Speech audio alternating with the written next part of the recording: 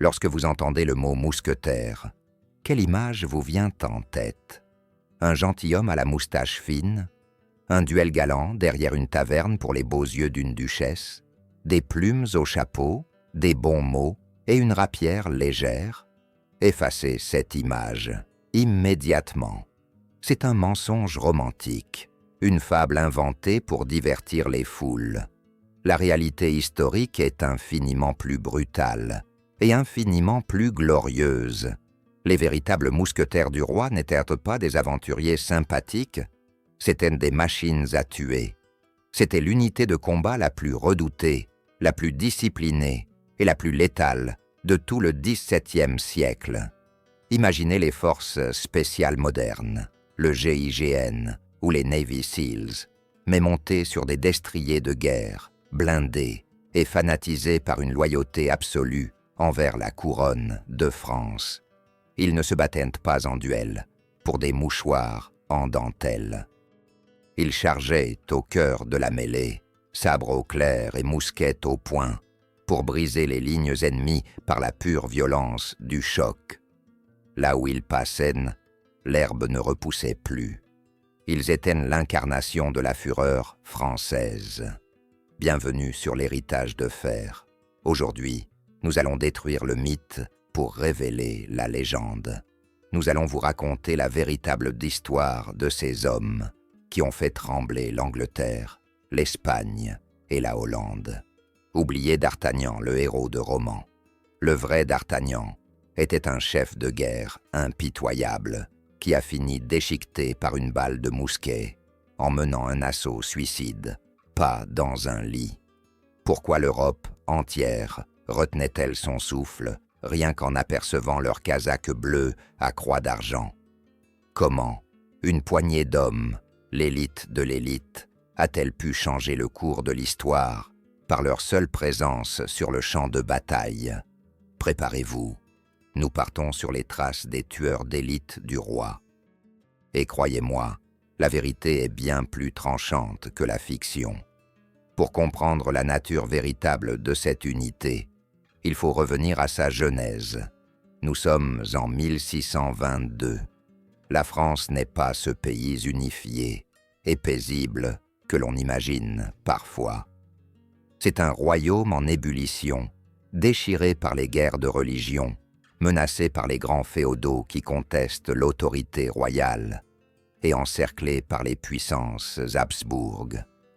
Le roi Louis XIII, un homme dur, austère et guerrier, ne cherche pas des compagnons de boisson.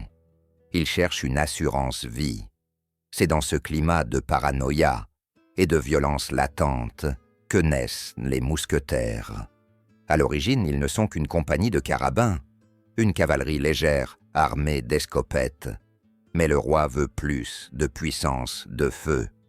Il veut que sa garde personnelle soit capable de délivrer la foudre. Il décide donc de les armer du mousquet.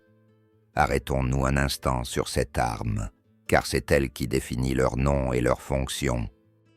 Oubliez les pistolets laser de la science-fiction ou les fusils automatiques d'aujourd'hui. Le mousquet du XVIIe siècle est un monstre.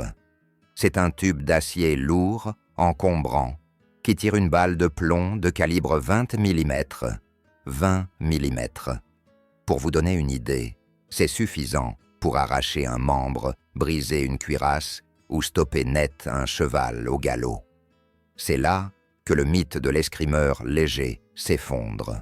Un mousquetaire ne se promène pas les mains dans les poches. Il porte cet équipement lourd. Il est un soldat hybride, ce qu'on appellera plus tard un dragon. Il est entraîné pour combattre à cheval, utilisant la vitesse et le choc, mais aussi pour mettre pied à terre et former une ligne de feu dévastatrice. Ce sont les troupes polyvalentes, par excellence. Ils sont l'outil tactique ultime du roi. Mobiles comme la cavalerie, destructeurs comme l'infanterie. Mais l'équipement ne fait pas l'élite. Ce sont les hommes qui la font. Qui étaient-ils vraiment? Qui avait le droit de porter la célèbre casaque bleue, ornée de la croix d'argent fleur d'Elysée? La sélection était d'une brutalité sociale inouïe. Pour entrer dans les mousquetaires, il ne suffisait pas d'être courageux, il fallait être noble. Mais pas n'importe quel noble. Le profil type du mousquetaire, c'est le cadet de Gascogne ou du Béarn. Ce sont les fils puinés de petites familles nobles de province, souvent pauvres, mais incroyablement fiers. Pourquoi ce profil précis? C'est une question de psychologie. L'aîné de la famille héritait des terres et du château. Le cadet, lui, n'avait rien. Pas d'héritage, pas de fortune, pas d'avenir tout tracé. Il n'avait que son nom, son épée et sa rage de vaincre. Pour ces jeunes loups, aux dents longues, le service du roi n'était pas un choix, c'était une question de survie. C'était la seule voie vers la gloire et la fortune. Ils arrivaient à Paris avec une faim dévorante, prêts à tout pour se faire remarquer. Ils n'avaient rien à perdre, et c'est ce qui les rendait si dangereux. Le roi Louis XIII, puis son fils, Louis XIV, ont exploité cette psychologie à la perfection. Ils ont canalisé cette agressivité naturelle, cet orgueil provincial, pour en faire une arme de guerre. Mais attention, être accepté dans la compagnie n'était que le début de l'épreuve. Il y a un détail que les films ne montrent jamais, le coût exorbitant de cette gloire. Le roi fournissait le mousquet et la casaque bleue, ce fameux manteau court qui allait devenir le suaire de tant d'ennemis de la France. Mais pour tout le reste, le mousquetaire devait payer. Il devait acheter ses propres chevaux, et pas n'importe lesquels. Des montures de guerre capables de porter un homme en armes et de charger sous la mitraille. Il devait payer ses valets, sa nourriture, son logement, ses bottes, ses pistolets, sa rapière. Servir dans les mousquetaires était une ruine financière. Beaucoup de familles s'endettaient sur plusieurs générations, juste pour maintenir un fils dans le corps. Pourquoi un tel sacrifice? Parce que c'était la maison militaire du roi. Vous n'étiez pas seulement un soldat, vous étiez dans l'intimité du monarque le plus puissant d'Occident. Le roi connaissait ses mousquetaires, il les passait en revue personnellement. Être un mousquetaire, c'était avoir l'oreille du roi, c'était faire partie de son extension physique sur le champ de bataille. Cette proximité créait un fanatisme absolu. Ces hommes ne se battaient pas pour un drapeau abstrait ou pour une solde qu'ils ne touchaient d'ailleurs presque jamais. Ils se battaient pour l'homme qui les regardait, pour ce roi-dieu qui les menait. C'est sous le règne de Louis XIV, le roi Soleil, que cette unité va atteindre son apogée et se transformer en véritable école d'officiers. Louis XIV est un stratège. Il comprend que pour avoir la meilleure armée d'Europe, il lui faut une pépinière de chefs. Les mousquetaires deviennent alors bien plus qu'une garde. Ils deviennent l'académie militaire de la noblesse française. Tous les grands maréchaux, tous les grands généraux du siècle, ou presque, sont passés par les rangs des mousquetaires. C'était le creuset où l'on forgeait le commandement français. On y apprenait la discipline de fer, mais aussi l'art de la guerre jolie. Cette élégance dans le danger, qui deviendra la marque de fabrique de l'armée française. Cependant, ne confondez pas élégance et douceur. L'entraînement était impitoyable. On y cultivait un esprit de corps qui frisait la folie. Et c'est ici qu'intervient la fameuse rivalité, celle que Dumas a popularisée, mais dont il n'a effleuré que la surface. La rivalité entre les mousquetaires du roi et les gardes du cardinal de Richelieu a bel et bien existé. Mais ce n'était pas une compétition sportive.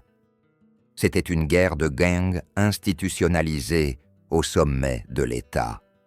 D'un côté, les hommes du roi, les gris, comme on les appelait souvent, à cause de la robe de leurs chevaux. De l'autre, les hommes du cardinal rouge. Ces affrontements dans les rues de Paris, au Préau Clair ou derrière le couvent des Carmes, étaient illégaux. Les édits interdisaient les duels sous peine de mort. Mais ces hommes étaient au-dessus des lois. Ils s'entretuaient pour la primauté politique. Chaque duel gagné était une victoire du roi sur le cardinal, ou l'inverse. C'était de la politique par le sang. Ces combats urbains ont forgé une génération de tueurs à l'arme blanche, habitués à se battre en infériorité numérique, dans des ruelles sombres, sans arbitre et sans pitié.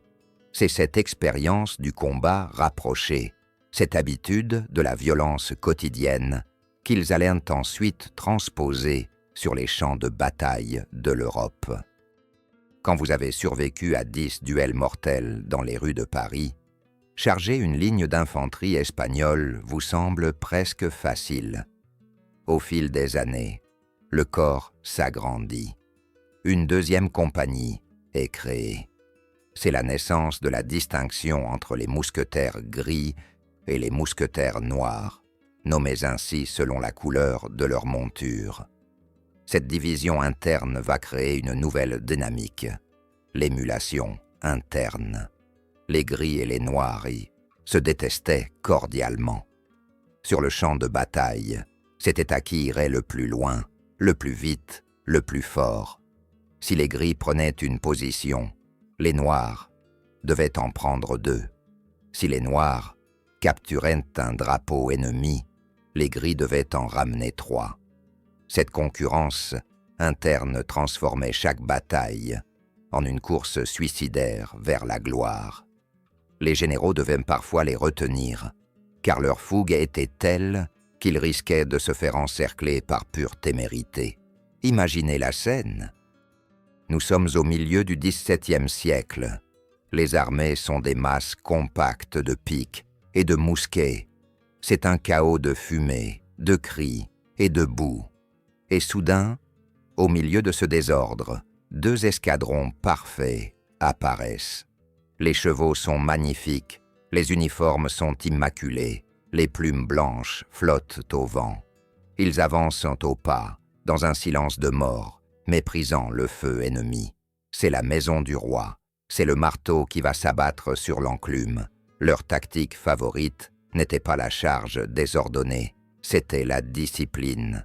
Ils s'approchaient de l'ennemi le plus près possible. Ils essuyaient le feu sans broncher. On raconte que lors de certains sièges, les mousquetaires restaient à découvert, sous les tirs d'artillerie, discutant et riant, refusant de se baisser, simplement pour montrer leur mépris de la mort. C'était de l'arrogance, oui, mais c'était cette arrogance qui terrifiait l'ennemi.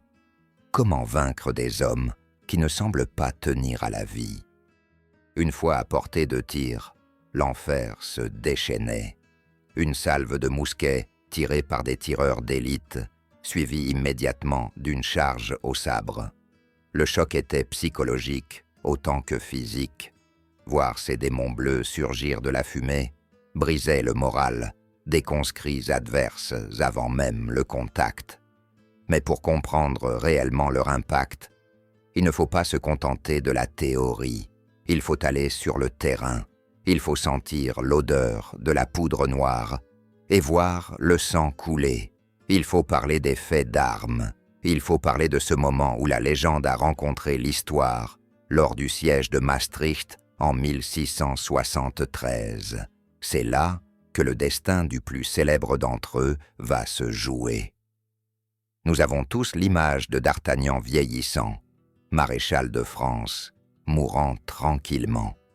La vérité est bien plus violente. Charles de Batz de Castelmore, comte d'Artagnan, était le capitaine-lieutenant de la première compagnie. C'était le patron. L'homme de confiance absolue de Louis XIV. Un soldat dur qui avait passé sa vie en selle. À Maastricht, les Hollandais sont retranchés derrière des fortifications complexes. C'est une guerre de siège, une guerre sale, faite de tranchées, de mines et de grenades. Le roi est là, il regarde. Il faut que ça aille vite.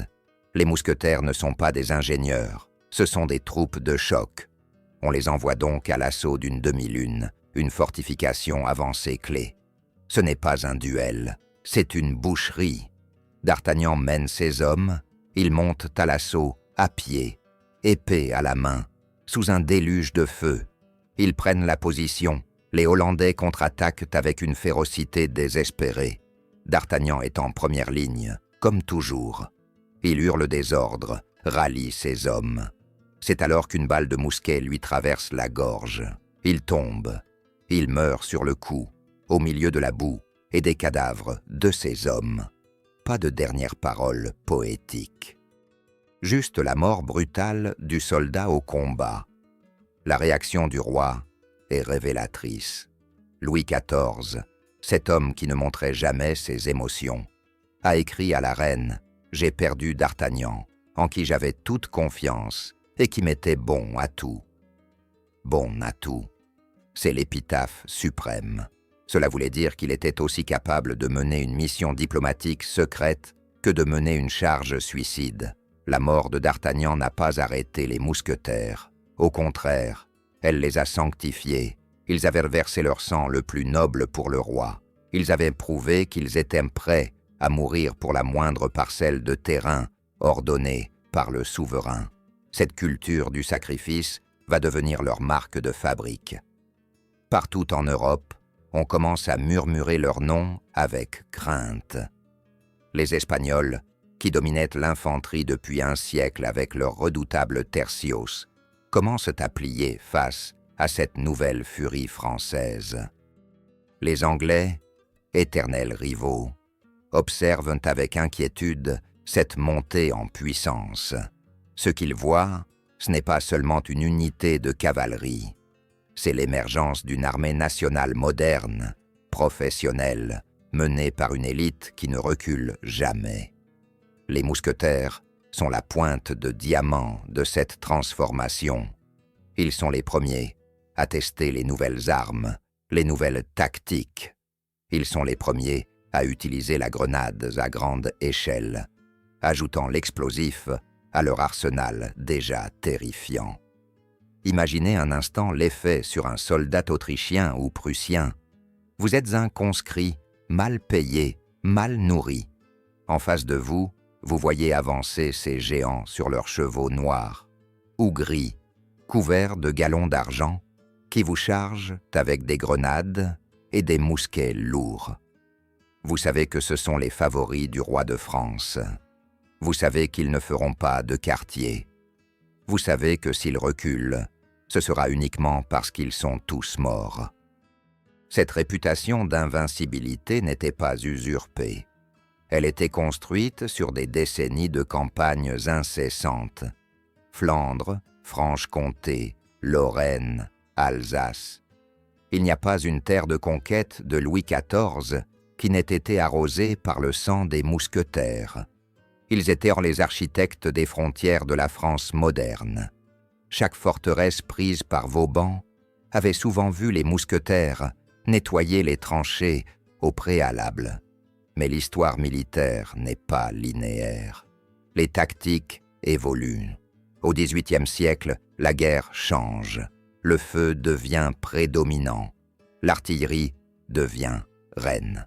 La cavalerie lourde traditionnelle commence à souffrir face à la discipline des lignes de fusiliers. Beaucoup prédisaient la fin de ces unités d'élite archaïques, trop coûteuses et trop arrogantes. Ils se trompaient. C'est justement quand la guerre est devenue plus mécanique, plus froide, que l'âme guerrière des mousquetaires a brillé le plus fort. Car il y a une chose que la technologie ne peut pas remplacer, le moral, l'esprit de corps, la volonté de vaincre quand tout semble perdu. Et c'est ce que nous allons voir, car le plus grand exploit des mousquetaires, leur moment de gloire absolue, n'a pas eu lieu sous Louis XIV, mais sous son successeur, Louis XV. C'est lors d'une journée étouffante de mai, en 1745, que les mousquetaires vont écrire leur page la plus sanglante et la plus héroïque. Une journée où le destin de la France a vacillé et où seuls les hommes de la maison du roi pouvaient empêcher le désastre. Préparez-vous à plonger au cœur de la bataille de Fontenoy. La date est le 11 mai 1745. Le lieu, Fontenoy, dans les Pays-Bas autrichiens, l'actuelle Belgique. Les enjeux sont colossaux. La guerre de succession d'Autriche déchire l'Europe. Et ce jour-là, l'armée française, commandée par le maréchal de Saxe, fait face à une coalition redoutable d'Anglais, de Hanovriens et de Hollandais, menée par le duc de Cumberland. La bataille a commencé dès l'aube. C'est un massacre d'artillerie. Mais vers midi, quelque chose d'inouï se produit. Les Anglais tentent un coup de poker tactique d'une audace folle. Ils forment une immense colonne d'infanterie, un rectangle compact de 15 000 hommes, hérissé de baïonnettes et de canons. Cette forteresse mouvante s'avance droit vers le centre des lignes françaises. Rien ne semble pouvoir les arrêter.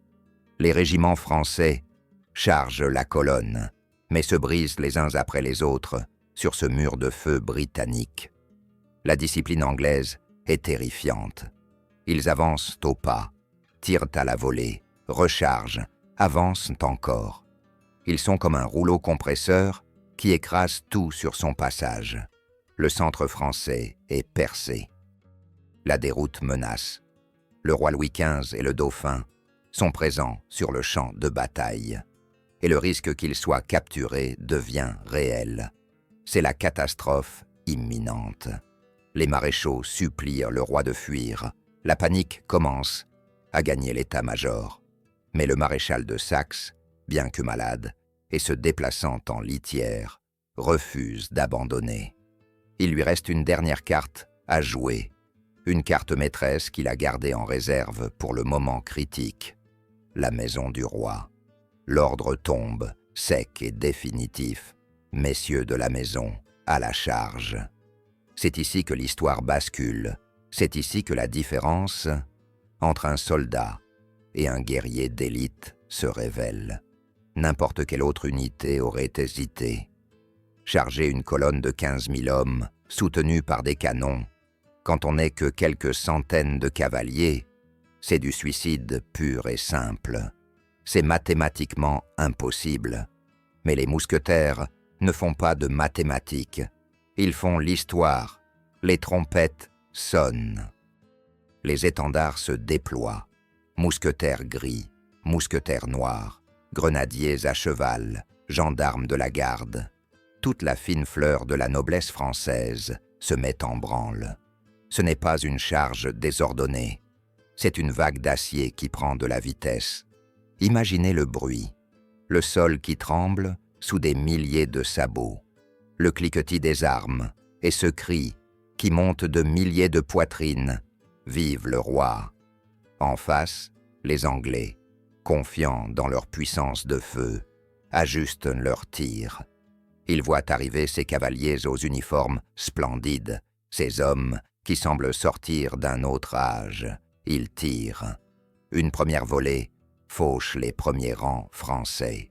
Des chevaux s'écroulent, des hommes sont broyés. Mais la vague ne s'arrête pas. Elle ne ralentit même pas. Les rangs se resserrent instantanément. Ceux qui sont encore en selle enjambent les cadavres de leurs frères et continuent d'avancer. La distance se réduit. 100 mètres, 50 mètres, 20 mètres. Le choc est inévitable. Les mousquetaires percutent la colonne anglaise avec la violence d'un train de marchandises. Les chevaux, rendus fous par l'odeur du sang et le bruit, mordent et piétinent. Les sabres s'abattent. Ce qui se passe alors défie la logique militaire de l'époque. La colonne anglaise, cette machine parfaite et intouchable, s'arrête. Elle vacille sous l'impact de la fureur française. Les mousquetaires ne se contentent pas de frapper la périphérie. Ils entrent dans la colonne. Ils la transpercent. Ils sont au milieu des tuniques rouges, taillant, frappant, tirant à bout portant avec leurs pistolets d'arçon. C'est le chaos absolu. C'est la Furia Frances dans toute sa splendeur. Les Anglais, habitués à combattre en ligne et à distance, sont pris de panique face à cette violence, au corps à corps. Leurs belles ordonnances se disloquent. Ils ne sont plus une armée, ils sont une foule terrorisée par des démons à cheval. La colonne se brise, elle éclate, c'est la débandade. Les mousquetaires, ivres de rage et de vengeance pour leurs camarades tombés, poursuivent les fuyards, transformant la retraite anglaise en un véritable carnage. La victoire est totale. Le roi est sauvé. La France est sauvée. Et c'est la maison du roi, menée par ses mousquetaires, qui a renversé le cours du destin en moins de 30 minutes. Le soir même, sur le champ de bataille jonché de cadavres, le bilan est lourd. La fine fleur de la noblesse française a été décimée. Beaucoup de noms illustres se sont éteints ce jour-là. Mais le sacrifice a payé. L'Europe entière est sous le choc. On pensait la cavalerie française finie, dépassée. Fontenoy a prouvé le contraire. Elle a prouvé que la technologie ne peut rien contre la détermination absolue d'hommes prêts à mourir pour leur honneur. Cette charge héroïque marque l'apogée de la légende. Mais paradoxalement, elle marque aussi le début de la fin. Car le monde change. Les coups de la guerre explosent. Entretenir une unité d'élite où chaque homme doit être noble et riche devient de plus en plus difficile dans une France qui s'appauvrit à la fin du XVIIIe siècle. Les réformes militaires se succèdent. On cherche l'efficacité, l'économie. Les mousquetaires, avec leur luxe ostentatoire et leurs privilèges, commencent à être vus par certains ministres réformateurs comme une dépense inutile, un vestige d'un passé révolu. Le comte de Saint-Germain, ministre de la guerre de Louis XVI, décide de trancher dans le vif. En 1776, pour des raisons purement budgétaires, les deux compagnies de mousquetaires sont dissoutes. C'est un choc immense. C'est comme si aujourd'hui, on annonçait la dissolution de la patrouille de France ou de la Légion étrangère pour faire des économies de carburant. La noblesse est atterrée. Le peuple, qui s'était habitué à voir ses héros défiler, ne comprend pas.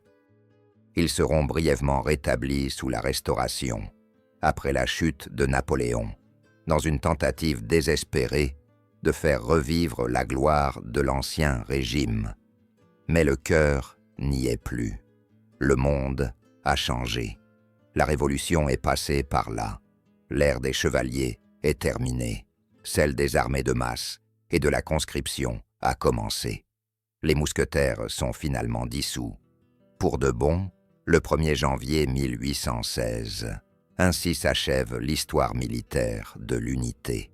Mais c'est là que commence une autre histoire, celle qui va les rendre immortels.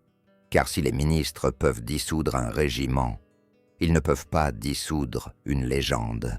Quelques années plus tard, un écrivain du nom d'Alexandre Dumas tombe sur de vieux mémoires apocryphes à la bibliothèque. Il y lit les noms de D'Artagnan, Athos, Porthos et Aramis. Son imagination s'enflamme. Il va prendre la réalité brute, sanglante et militaire que nous venons de décrire et la transformer. Il va polir les angles, ajouter de la romance, des intrigues de cour et de l'amitié virile. Il crée un chef-d'œuvre, mais ce faisant, il commet un crime involontaire contre l'histoire. Il efface le soldat au profit du héros de cape et d'épée. Le grand public oublie les charges de cavalerie de Fontenoy pour ne retenir que les ferrets de la reine. On oublie le fracas des grenades pour ne retenir que le bruit des fleurets. C'est pour cela qu'il est crucial, aujourd'hui, de rétablir la vérité. Non pas pour dénigrer le roman, qui est magnifique, mais pour rendre justice aux vrais hommes qui ont porté cet uniforme, car l'héritage des mousquetaires ne se trouve pas dans les livres de bibliothèque, Il se trouve dans l'ADN militaire de la France. Regardez nos armées aujourd'hui. Cette culture de l'élite, cette idée que de petits groupes d'hommes ultra-entraînés peuvent faire basculer des situations désespérées, c'est l'héritage direct des mousquetaires. L'esprit commando, l'esprit des forces spéciales, est né là, dans la boue de Maastricht et la poussière de Fontenoy. C'est cette audace, ce panache, mot si français et intraduisible, qui continue de fasciner le monde. Le panache, ce n'est pas seulement avoir de l'allure, c'est garder la tête haute quand tout s'effondre, c'est charger quand la raison dicte de fuir, c'est sourire à la mort, parce qu'on sait que la gloire est éternelle. Les vrais mousquetaires n'étaient pas des saints. Ils étaient arrogants, violents, dépensiers et querelleurs. Ils étaient le produit d'une époque dure, mais ils étaient aussi d'une bravoure qui force le respect, même 3 siècles plus tard. Ils ont servi la France avec une fidélité totale, payant le prix fort de leur sang pour chaque victoire. Alors, la prochaine fois que vous verrez d'une adaptation cinématographique avec des acteurs bondissants et des costumes trop propres, souvenez-vous des vrais visages. Souvenez-vous de la boue, du sang, du tonnerre des sabots et du feu des mousquets. Souvenez-vous que derrière le mythe doré se cache une réalité d'acier trempé. Ils étaient les premiers soldats modernes. Ils étaient les titans de Louis XIV. Ils étaient les mousquetaires. Et leur ombre plane encore sur chaque champ de bataille où la France engage son honneur. Si vous avez ressenti ce frisson, cette fierté, alors notre mission est accomplie. L'histoire est notre héritage, et il est de notre devoir de le garder vivant, brut et authentique. Si vous voulez que nous brisions d'autres mythes, si vous voulez connaître la vérité sur les légions romaines, les Vikings ou les grognards de Napoléon, dites-le nous dans les commentaires. Quel guerrier de légende mérite de voir son histoire rétablie? N'oubliez pas de vous abonner à l'Héritage de Fer et d'activer la cloche. Rejoignez les rangs. La vraie histoire ne fait que commencer. À la prochaine. Cependant, ce triomphe éclatant de Fontenoy porte en lui les germes de la fin. Si la charge des mousquetaires a sauvé la monarchie ce jour-là, elle a aussi masqué une réalité qui commençait à ronger le royaume de l'intérieur. Nous sommes au milieu du XVIIIe siècle et le monde est en train de changer de visage à une vitesse vertigineuse. L'ère des héros individuels, des chevaliers chargeant sabre au clair, pour la beauté du geste, est en train de s'effacer devant une ère nouvelle, celle de la guerre industrielle, mathématique, froide. Au lendemain de cette victoire, alors que Versailles célèbre ses héros, une question silencieuse commence à circuler dans les couloirs du ministère de la Guerre.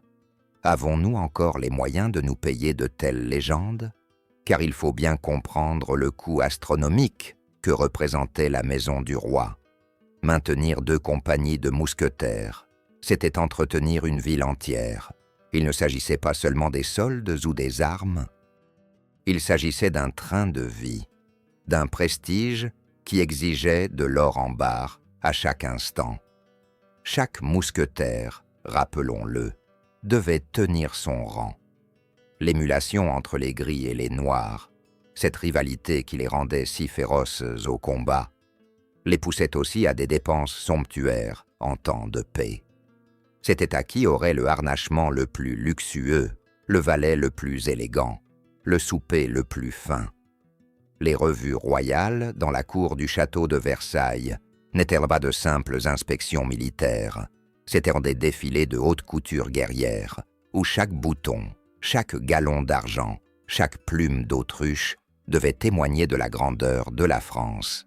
Cette débauche de faste, qui avait servi à éblouir l'Europe sous Louis XIV, commence à être mal perçue dans une France qui s'appauvrit. Les caisses de l'État sont vides. La guerre de 7 ans, qui suit quelques années plus tard, est un désastre pour la France qui perd ses colonies. L'ambiance n'est plus à la fête. L'opinion publique, travaillée par les idées nouvelles des Lumières, commence à regarder ces troupes d'élite non plus comme des protecteurs, mais comme des parasites privilégiés. Pourquoi payer si cher pour des gentilshommes qui passent autant de temps à la cour qu'à la caserne? De plus, sur le plan purement tactique, le modèle prussien gagne du terrain.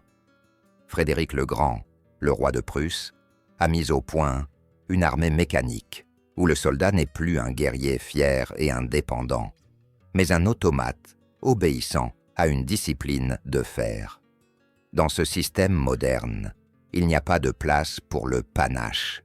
Il n'y a pas de place pour l'initiative individuelle ou pour la fougue désordonnée.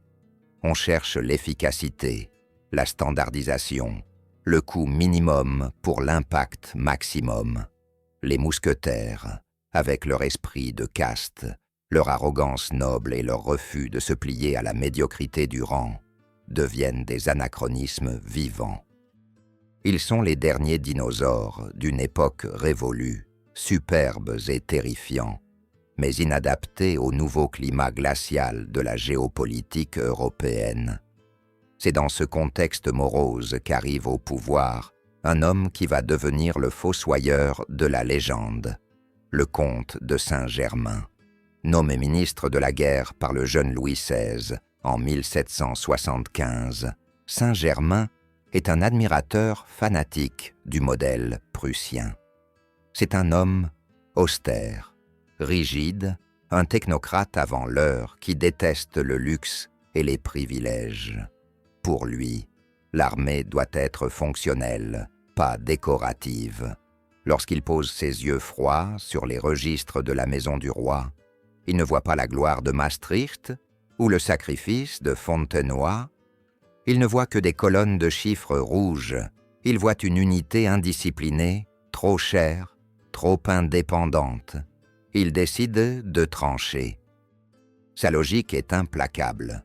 Avec le budget nécessaire pour entretenir quelques centaines de mousquetaires, il pourrait équiper plusieurs régiments d'infanterie de ligne. La rumeur de la dissolution commence à courir dans Paris. Au début, personne n'y croit. Supprimer les mousquetaires, c'est impossible. C'est comme vouloir supprimer la tour Eiffel aujourd'hui. Ils font partie du paysage, de l'identité même de la monarchie. Les mousquetaires eux-mêmes, dans leur superbe, refusent d'imaginer que le roi, leur capitaine, puisse les abandonner. N'ont-ils pas versé leur sang pour sa famille depuis 150 ans?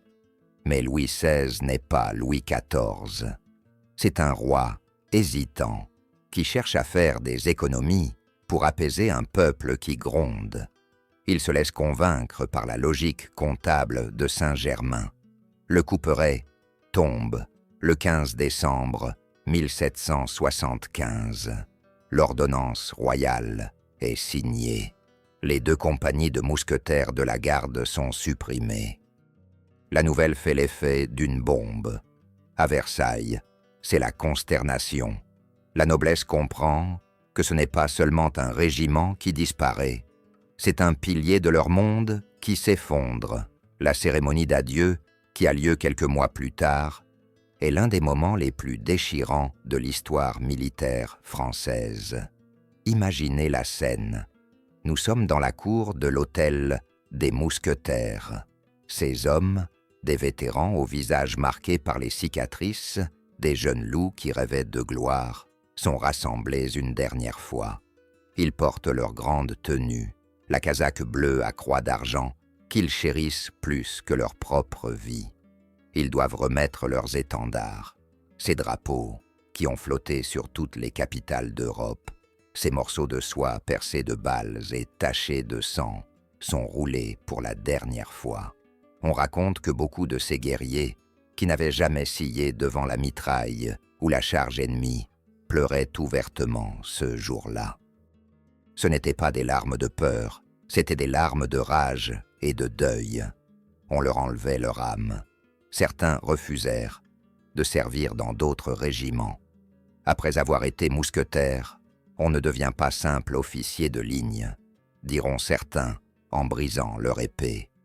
Ils retournèrent dans leur province, emportant avec eux leur uniforme comme une relique sacrée, amers et trahis par ce pouvoir qu'ils avaient tant servi. La vente des hôtels parisiens des Mousquetaires, rue du Bac et rue de Charenton, marqua la fin physique de l'institution. Les bâtiments furent vendus, les chevaux dispersés.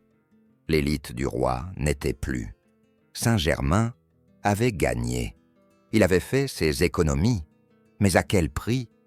En dissolvant les mousquetaires, la monarchie venait de briser son bouclier le plus fidèle. Elle venait de couper le lien charnel et mystique qui l'unissait à sa noblesse guerrière. Sans le savoir, Louis XVI venait de se désarmer face à la Révolution qui approchait. 14 ans plus tard, quand la Bastille tombera et que la foule marchera sur Versailles, il n'y aura plus de mousquetaires pour charger la populace et protéger le roi. Il n'y aura plus ces diables bleus pour terroriser l'émeute par leur simple présence. L'absence de cette force de frappe psychologique et militaire pèsera lourd dans la balance du destin. Certes, il y aura une tentative éphémère de les faire renaître. Après la Révolution et l'Empire, lors de la restauration des Bourbons, en 1814, Louis XVIII tentera de recréer les compagnies rouges. On rappellera les anciens, on engagera des jeunes royalistes fervents, on ressortira les casaques des mâles, mais le cœur n'y était plus. L'histoire ne repasse pas les plats. Ces nouveaux mousquetaires n'étaient autres que l'ombre de leurs ancêtres. Ils semblaient sortis d'un musée, déguisés en soldats d'opérette dans un 19e siècle qui avait connu Napoléon et la Grande Armée. Ils furent accueillis par les moqueries d'une population qui avait changé. Le prestige s'était évaporé. Ils furent dissous définitivement, et sans gloire cette fois, le 1er janvier 1816. C'est ainsi que s'achève la réalité tangible des mousquetaires, une fin triste, administrative, bureaucratique, une mort par décret et par manque de budget, bien loin de la mort au combat qu'ils appelaient de leur vœu. Mais c'est précisément au moment où ils disparaissent de la réalité qu'ils vont accomplir leur plus grande conquête. Car la nature a horreur du vide. La France, orpheline de ses héros, va se mettre à les réinventer. La mémoire de leurs exploits, transmise de bouche à oreille, va se transformer, s'embellir, se purifier. La brutalité des charges de cavalerie va devenir la noblesse du duel. La violence des guerres de siège va devenir l'aventure romanesque. Le terrain est prêt pour qu'un génie littéraire s'empare de cette matière en fusion. Les fantômes de D'Artagnan, d'Athos, de Porthos et d'Aramis attendent dans l'ombre. Ils attendent que quelqu'un leur redonne vie, non plus pour servir un roi mortel, mais pour servir l'imaginaire éternel d'une nation. Ils sont morts en tant que soldats, mais ils s'apprêtent à devenir des dieux de la mythologie moderne. Et c'est là que réside le véritable paradoxe. Si Saint-Germain n'avait pas dissous le corps, s'ils étaient restés une simple unité militaire, évoluant avec le temps, devenant peut-être une unité de blindés ou de gendarmerie aujourd'hui, auraient-ils gardé cette aura? Probablement pas. C'est leur disparition brutale, en pleine gloire, qui les a figés dans l'ambre. C'est parce qu'ils ont été brisés net qu'ils sont restés parfaits dans notre mémoire collective. Ils sont devenus le symbole d'une certaine idée de la France. Une France qui ne calcule pas, une France qui jette ses dernières forces dans la bataille pour l'honneur, une France qui préfère une belle mort à une vie médiocre. Mais au-delà du symbole, quel est leur véritable héritage aujourd'hui? Que reste-t-il de la fureur des mousquetaires dans le monde actuel? Vous seriez surpris de voir à quel point leur ADN est encore présent, là où on ne l'attend pas. car l'esprit ne meurt jamais. Il change simplement de forme. Aujourd'hui, si vous cherchez les héritiers de D'Artagnan, ne regardez pas dans les théâtres ou les cinémas. Regardez nos forces spéciales. Regardez les commandos marines, les parachutistes du 1er RPIMA, les opérateurs du GIGN. La doctrine a changé, les armes ont évolué, mais l'essence est restée intacte. Ce concept d'une petite unité d'élite, triée sur le volet, surentraînée, capable d'opérer en autonomie totale et de renverser le cours d'une bataille par une action choc, c'est l'invention directe des mousquetaires. Ils ont été les pionniers de l'esprit de corps moderne. Ils ont prouvé que la cohésion, la fraternité d'armes poussée à l'extrême, est une arme plus puissante que n'importe quel canon. Quand nos forces spéciales interviennent à l'autre bout du monde pour libérer des otages ou neutraliser une menace, elles portent en elles, sans le savoir, un peu de la poussière de Fontenoy. Elles perpétuent cette tradition française de l'excellence militaire, de l'audace tactique et du refus de la fatalité. Le panache, ce n'est pas mort. Il vit sous les cagoules et derrière les lunettes de visée de nos soldats d'élite. Alors, la prochaine fois que vous entendrez parler des mousquetaires, ne pensez pas seulement aux romans, ne pensez pas aux plumes et aux dentelles, pensez à la boue des tranchées de Maastricht, pensez au fracas de l'acier contre l'acier. Pensez à ces hommes qui, un jour, ont décidé que la France serait plus grande, plus forte et plus redoutable que toutes les autres nations, quitte à en payer le prix de leur sang. Ils n'étaient pas des personnages de fiction, ils étaient des hommes de chair et de fureur. Ils ont vécu, ils ont aimé, ils ont saigné et ils sont morts pour que leur légende traverse les siècles. Alexandre Dumas a écrit « Tous pour un pour tous ». C'est une belle devise. Mais la véritable devise, celle qu'ils gravèrent dans le cœur de leurs ennemis à coups de sabre, était bien plus simple et bien plus terrible qu'Aur 8 et Letum. Où elle tombe, la mort aussi. C'était la devise inscrite sur leurs bombes, une promesse de destruction, une promesse tenue. Voilà la vérité, voilà l'héritage, un héritage de fer, forgé dans le feu des batailles oubliées. Si cette plongée dans la réalité brutale de notre histoire vous a fait vibrer, si vous ressentez cette fierté de redécouvrir les géants sur les épaules desquels nous sommes perchés, alors rejoignez-nous. L'héritage de fer n'est pas seulement une chaîne, c'est une mission de mémoire. Vous pouvez soutenir notre travail et nous aider à produire ces documentaires épiques en rejoignant nos membres exclusifs ou simplement en vous abonnant. Chaque geste compte pour que la vraie histoire continue d'être racontée. D'autres légendes attendent d'être réveillées. D'autres mythes doivent être brisés. Les grognards de Napoléon, les chevaliers de Saint-Jean à Malte, les derniers défenseurs de Cameron. Le passé regorge de titans qui dorment. Dites-nous en commentaire qui nous devrions invoquer pour la prochaine bataille, pour la France, pour l'honneur et pour l'histoire. À bientôt.